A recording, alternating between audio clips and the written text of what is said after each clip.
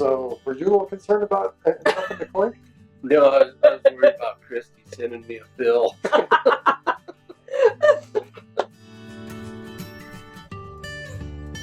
I work with the master gardeners here in Klamath County, and we were going through our library there that the master gardeners use to answer plant clinic questions for homeowners here.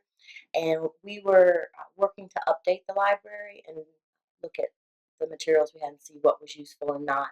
And we came across this book, and one of the master gardeners, Mike Fitzgerald, realized that it belonged to the library. And he started flipping through it, and he said, I think this book belongs to the library, and there's no markings in it to indicate that it went out of circulation. I kind of think this doesn't even belong here.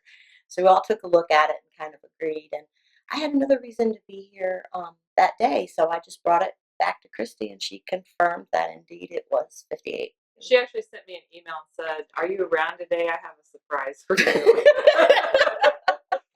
Actually, my reaction was fascination. The book was published in 1957. The library obtained it August 5th of 1958. That's when the library bought it. It was a high demand title, apparently, because it had special loan status. And that meant that instead of the regular checkout period, it had a shorter checkout period, thinking that it needed to get into the hands of more people. So it was considered a special loan on October 18th of 1958.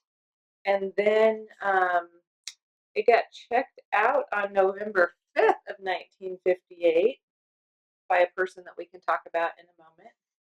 And it got returned last month. So does that qualify as a special loan timeline? I think it was an extraordinarily special loan. Yeah. And there's no telling how many times in between that was apparently used to answer people's questions about tree care in the meanwhile through another library. Yeah. So it would be interesting to know the full history on it. I have kind of asked a couple of the emeritus faculty because the Master Gardener program here at Quebec didn't really get booming until the early 90s. I think it's the longest overdue book that I have ever received since being here. There may have been others. I've been here for 21 years, but this is the longest overdue book that I've been aware of. Yeah. So in terms of fees, what is the standard overdue library fee? 10 cents a day or $36.50 per year. So $36.50 times 58 is $2,117. Considering that the book was checked out before any of us were born, took it upon myself to waive the fine. Does the library still utilize this physical stamp and card system? No, we haven't. That little orange card that you see there, we've always called that a salmon card because it is salmon colored. And we stopped using the physical card catalog and the stamping like that in mid-90s.